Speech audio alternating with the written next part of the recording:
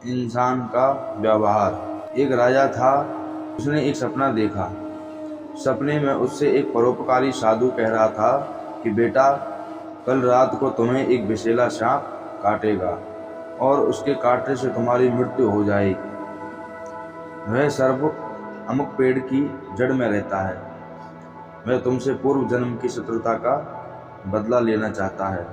अब सुबह हुई, राजा सोकर उठा और सपने की बात अपनी आत्मरक्षा के लिए वह सोचने लगा कि क्या उपाय करना चाहिए। सोचते सोचते राजा इस निर्णय पर पहुंचा कि मधुर व्यवहार से बढ़कर शत्रु को जीतने वाला और कोई हथियार इस पृथ्वी पर नहीं है।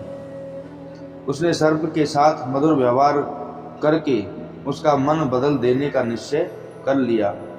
शाम होते ही राजा ने उस पेड़ की जड़ से लेकर अपनी पलंग तक फूलों का बिछौना बिछवा दिया, सुगंधित जलों का छिड़काव करवाया, मीठे दूध की कटोरी जगह जगह पर रखवा दिए और सेवकों से कह दिया कि रात को जब सर्प निकले तो उसे किसी भी प्रकार का कष्ट पहुंचाने की कोशिश नहीं करें।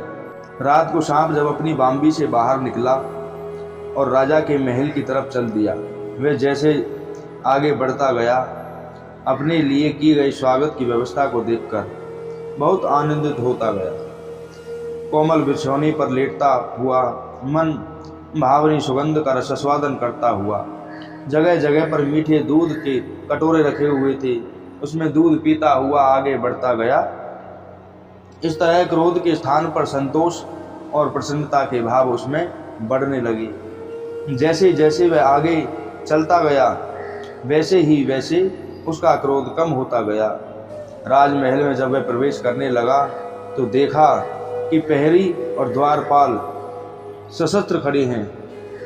उनके हाथों में शस्त्र नहीं है, परंतु उसे जरा भी हानि पहुंचाने की चेष्टा नहीं करते हैं।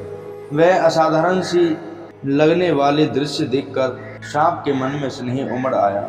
सद्व्यवहार, नम्रता, मधुरता के जादू ने उसे मंत्रमुग्ध कर लिया था।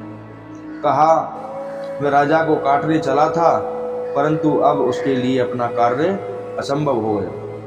हानि पहुंचाने के लिए आने वाले शत्रु के साथ जिसका ऐसा मधुर व्यवहार है, उस धर्मात्मा राजा को काटूं तो किस प्रकार काटूं? यह प्रश्न उसके मन में चलने लगे और वह सर्प दुविधा में पड़ गया। राजा के पलंग तक जाने तक सांप का निश्चय पूरी तरह बदल गया। उधर समय से कुछ देर बाद सांप राजा के शयन कक्ष में पहुंच गया।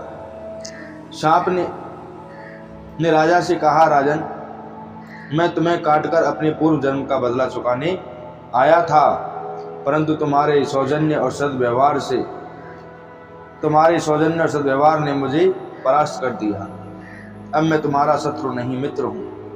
मित्रता के उपहार में मैं अपनी बहुमूल्य मणि में तुम्हें दे रहा हूँ, लो इसे अपने पास रखो। इतना कहकर और मणि राजा के सामने रखकर सांप चला गया।